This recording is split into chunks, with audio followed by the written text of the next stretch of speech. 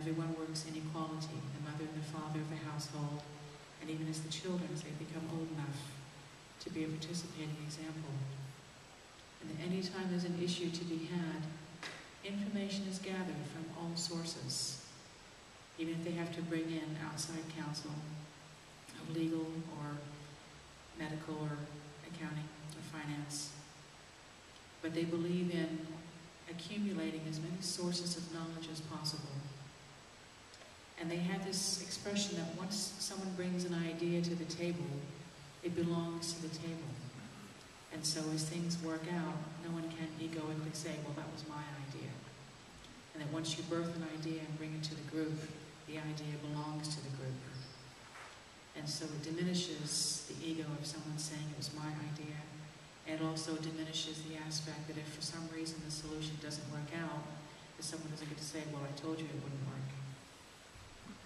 And so there is this group consult that they bring in, that they say we work as a community, we work as one. And isn't that everything that we've talked about when you hear me say the lack of irony that we are unique and yet we are one? The Baha'i actually practice this in this concept that they call the consult, that everybody individually brings to the table their ideas, their thoughts, their feelings, their perspectives, and yet once it is spoken, it belongs as one to the group. And if it turns out that whatever the solution is that they don't like, or it didn't work, they simply go and they redirect, and they reconsult, and they figure out a new direction. Doesn't that sound like a way that all of our governments and all of our systems, if we engaged in a process like that, can you imagine what our world would look like? That is the purest example of brotherhood and sisterhood, of coming together, bringing resources, talking about them, feeling them, deciding as a group, without ego, the highest and best solution for all. With consult like that, we wouldn't need politicians. We wouldn't need the individual legislatures that happen.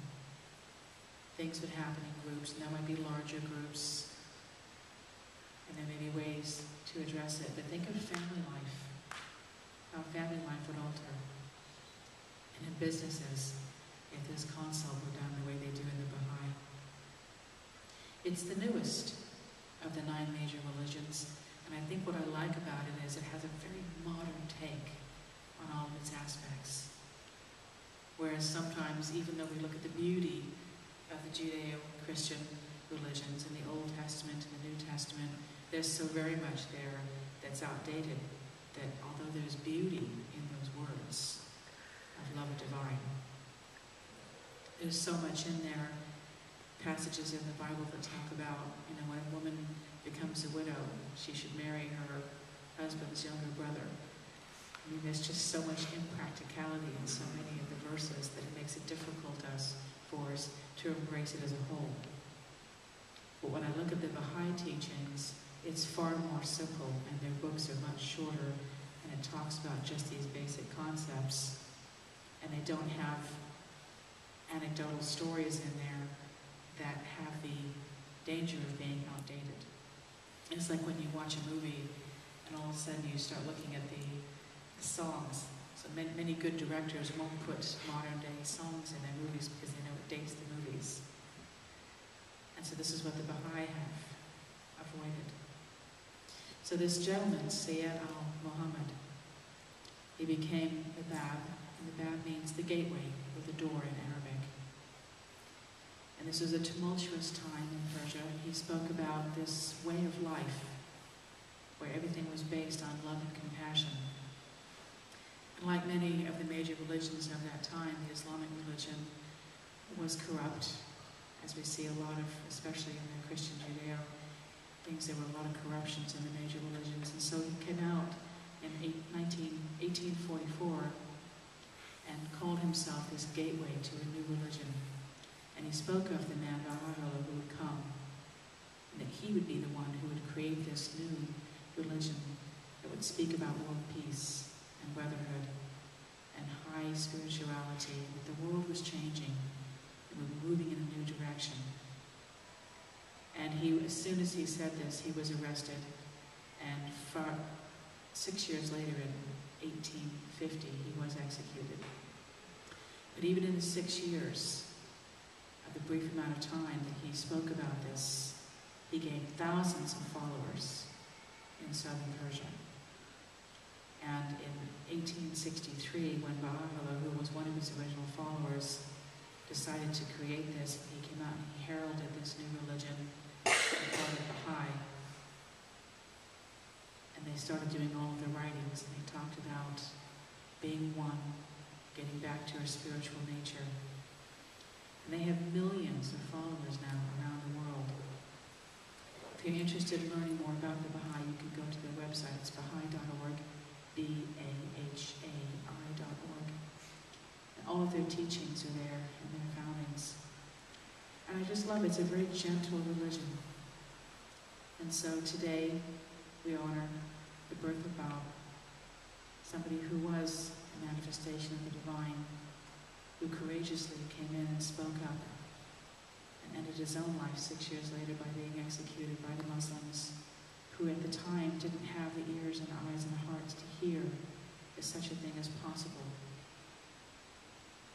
Throughout human history, we've had so much trouble with fear, and every decision that's been made to harm somebody, to take something from them, they're all fear-based. There are no bad people. There are only good people who act in bad ways when they are afraid. Fear can govern us, or love can govern us. That's our choice. We know the difference. We know when we speak to somebody, or when we act in a way that's not in alignment with what we know to be true. Give yourself a little bit of forgiveness. Fear is just something that is part of the dimension in which we exist. It's nothing to be ashamed of. It's nothing to look at and give yourself self-criticism. As you've often heard me say, you wouldn't let anyone talk to you the way you talk to you. We speak to ourselves so badly with so much self-judgment because we are afraid of seeing the beauty in us, because we haven't been taught by the world that we live in to see our divine nature, to know that we're good, to know that we're kind and capable of bringing in this magnificent, limitless beauty and grace in the universe. This is not something that is present in our school systems or our media or even in our gatherings. And that's why it's so important to come to a place like the temple or any other place that you visit that gives you this kind of spiritual reminder of the beauty and the grace of who you are and what you are. And that is really our walk here in this dimension, as we walk the path of going from fear to love. And it's not loving other people. It's not being charitable to other people.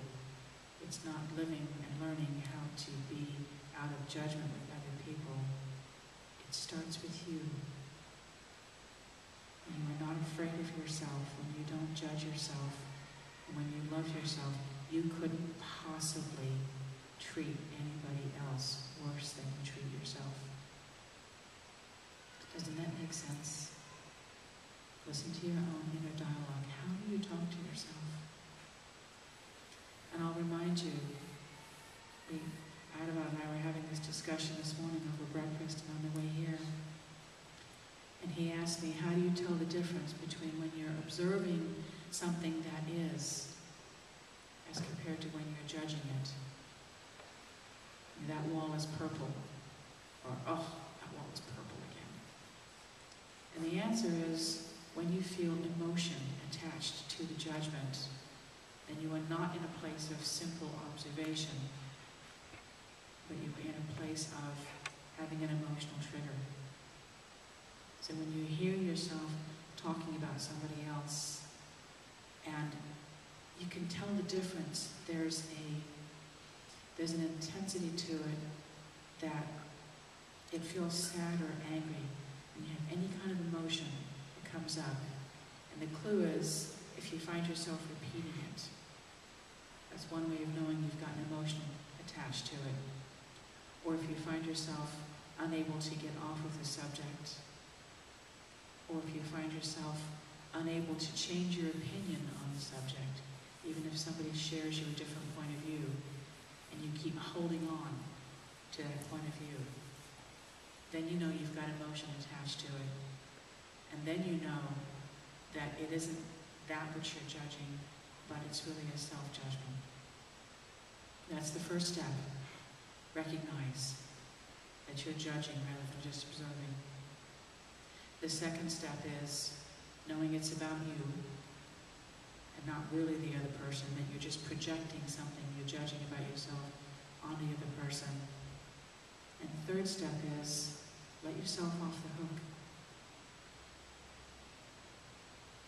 We're just perfect, imperfect humans trying to get by, trying to live a life of happiness with the tools that we have. Forgive yourself for acting in a manner that if you had had better tools, you would have acted differently. Forgive yourself for who you were on that day, in that moment, at that time, that you made the best possible decision that you could with your emotional state, the tools that you had in that moment. And when you forgive yourself for the level of where you were, that's when you get to learn from that experience. If you don't forgive yourself for that experience, then you miss the opportunity to learn from it and to grow. And that's what we're here to do. We're here to look at ourselves, experience, and learn and grow without personal judgment. If we can do that for ourselves, when we set ourselves up to be a model for everybody else that does that, we're trying to speak louder over that helicopter. If we can set ourselves up to live without self-judgment and to simply learn from each experience, then we are a role model for everyone around us. How many people have you touched in your lifetime? How many people do you touch now? How many people do you think that you'll touch the rest of your life? And you're probably going to interact with anywhere from 20 to 30 people today as you go about your business. And as you touch them, and they feel the energy. And remember, your energy is now way out, a mile in every direction. And when you take your energy and you expand it out that far, and you hold a place in your heart of self-love, self-care, non-judgment, everybody around you will pick up on that. And then their vibration has shifted a little bit. And they'll go out and touch many people. Just the people in this room, we can shift the vibration of thousands of people just today by setting the intention and having the imagination, and therefore being in creation of a higher vibration of love and compassion for ourselves. Can you see what the world would look like if each and every individual of 7 billion of us no longer self-judged, no longer self-criticized, but gave ourselves forgiveness and love and compassion? Can you see what we would look like? It's possible to imagine that, isn't it? Imagine it, set the intention, see the creation. I said that last week, and Pearl said that we should go get t-shirts that say I plus I equals C. But it's true. Imagination plus intention equals creation. That's the simple formula. So let's, if we can, let's do a quick meditation, and let's call in Sayyid al-Muhammad, the Bab, and ask him to bless us to come in. His presence is already here. And teach us his ways and enlighten us set us off like that? Wasn't that lovely hearing the little cones all the way through the meditation? Thank you. Thank you to both of you. You guys are great. I love having you here.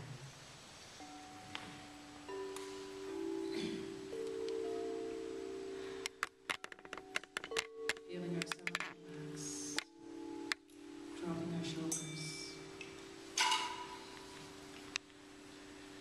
Asking that anything that resonates with you here today to become a part of you.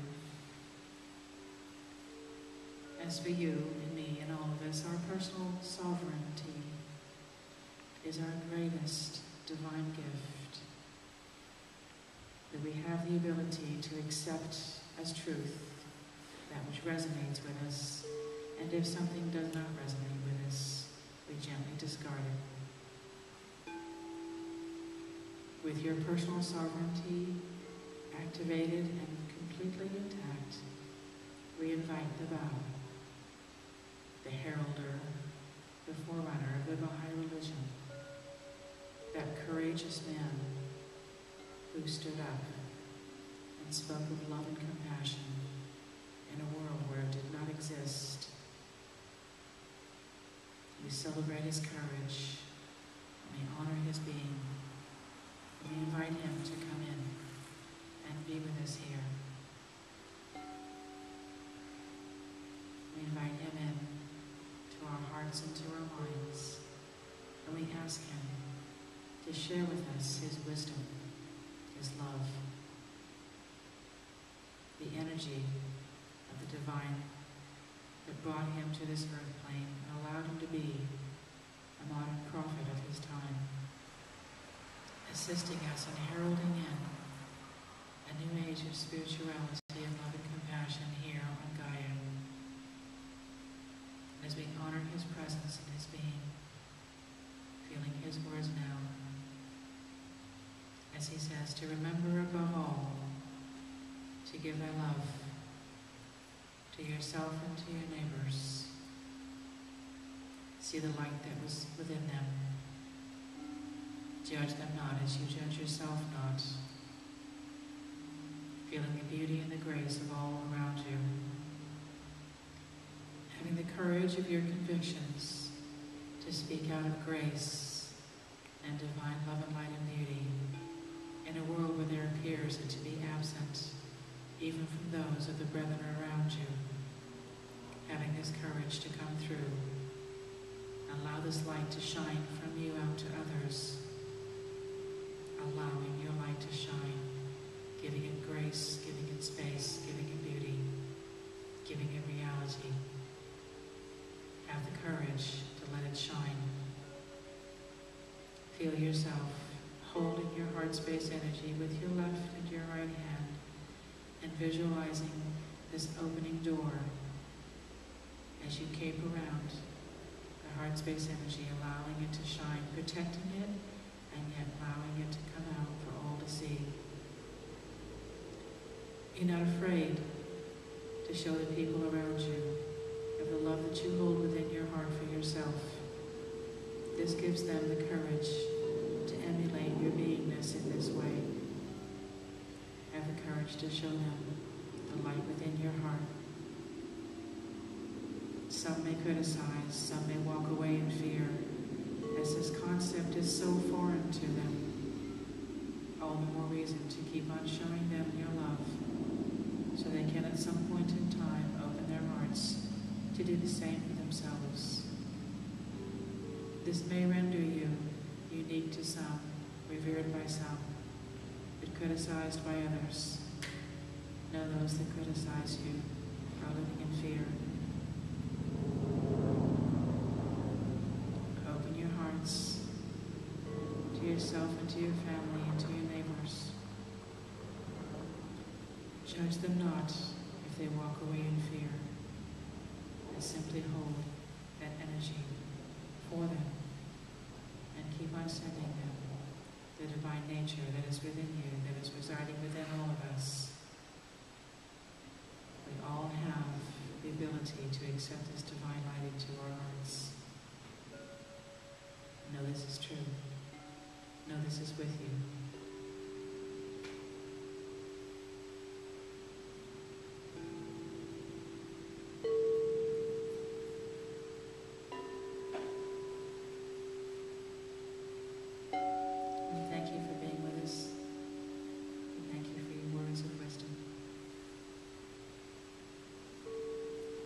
this information and take it with us throughout our walking lives.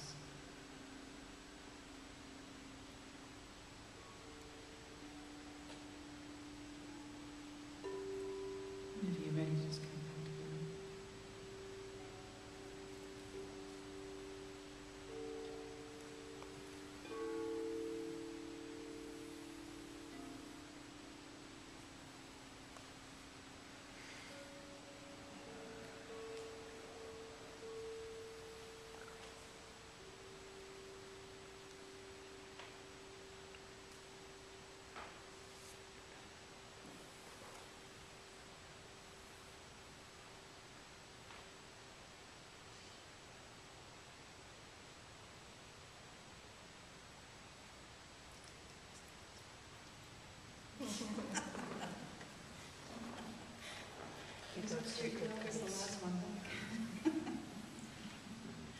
I think he'd sit there for half an hour if I didn't.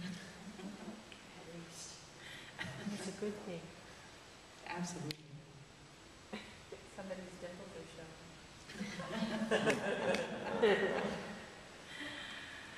Oh my goodness, that was lovely. Did you feel his energy?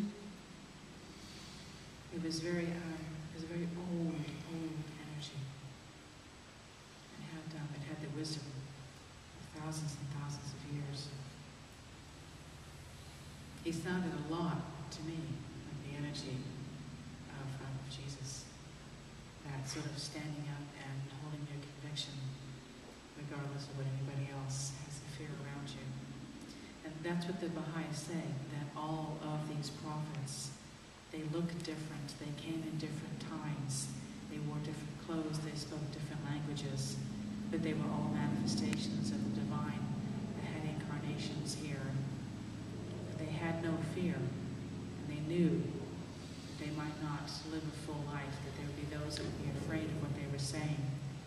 And that was okay, because they understood that their mission may be brief. And when you think about the exploring them all throughout this time here that we have together and bringing in their energy, and even though we've had a lot of distinct different energy, with Baha'u we've had Kuan Yin, and oh my gosh, who else have we had? Archangel Michael and Sai Baba. Saint, oh, that was wonderful too. Melchizedek? Oh, I can't. Even though each of them have come through with a different feeling to them, it's like a chorus, isn't it? They're all singing the same song, but maybe they look a little different, and their voice is a little different, but they're all singing the same song. They are a chorus of reminding us that we are something so much more magnificent, even beyond what we can comprehend here on this earth. But yeah, we can trust that, and we can work towards it. We can take that journey together. I love the lineup of people that have been coming in. So I hope you had a wonderful time here today. Give a hand to now and to Seth. It's just the most amazing.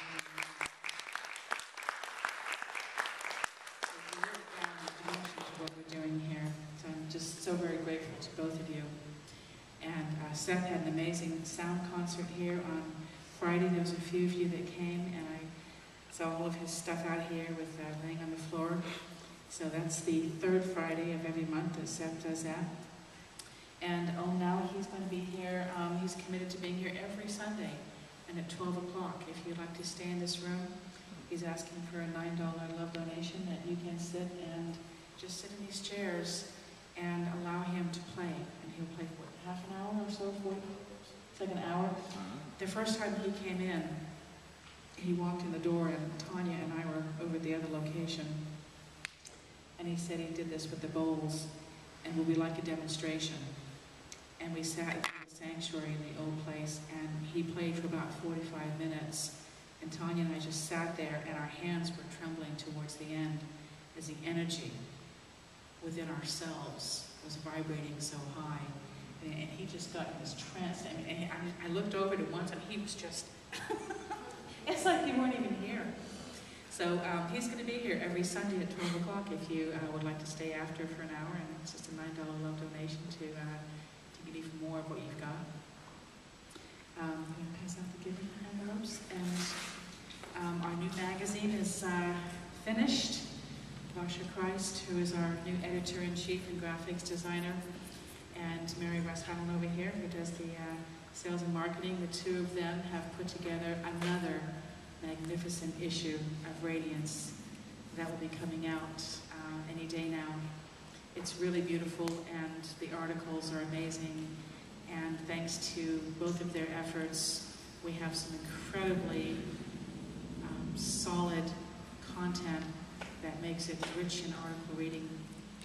And we've supported so many holistic healing practitioners by doing beautiful ads, so well placed in the magazine.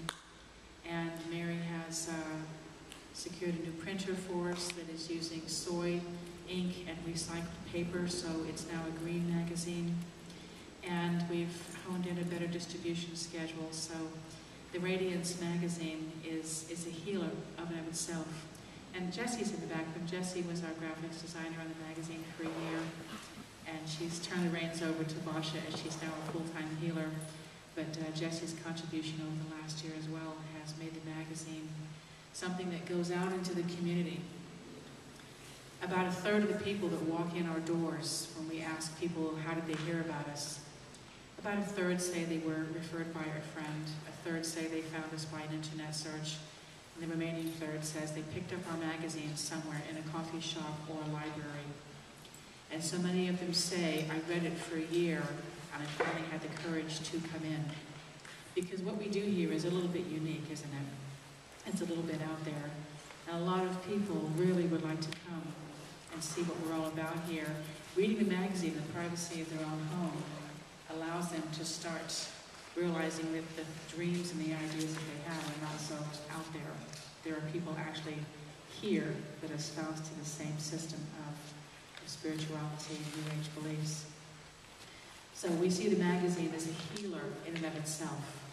So please take the new ones when they come, or the ones that we have here, and take a few and give them out to people that you know that might like to enjoy the read.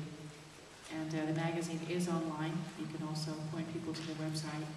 We are hoping, well, not hoping, we are setting the intention and imagining that the magazine will be a worldwide distribution one day. And so we know that's going to be true. And for those of us that are here in the early stages that remember the very first issue 2 years ago that was thin and black and white and done on newspaper rag, and now this is our second year, our 12th issue that's coming out. The way that it has changed and grown is just amazing. So we know it's blessed. We have so many wonderful events coming up, and we've recently put them into kind of departmentalized groups to make it easier to manage. We have a full yoga schedule here now at the temple. We have classes on Tuesday, Wednesday, Thursday, and Friday, and we are looking to add perhaps a Saturday and a Sunday. We now have enough yoga classes here now that if you have a yoga practice, you don't have to just come here once a week. There are enough classes here now, and you can buy a package of 10 classes for $100 and apply them to each of the different yoga classes, so you don't have to pick one instructor. And they're all varying different types, so we're really pleased about that. We have a collection of what we call sound, movement, and music that features Seth and his concert, now and his music, and Renee Devereaux over here, who has a class. Is it this afternoon? Yes. She's teaching a class this afternoon, which is the third Sunday of every month. And we also have John Salat that does the first Sunday, and we have some Qigong classes. So if you are into music and sound movement and anything that has to do with sound healing and hearing tones and moving your body, we have a whole collection of classes now called Sound Healing and Music Movement. We have a collection of classes called Spiritual Development, Intuitive and Higher Consciousness. And these are all of the groups like Jerry Yusko and, not Jerry Yusko, yes, Jerry Yusko and Steve Lesko. And the Reiki classes and the Tarot classes.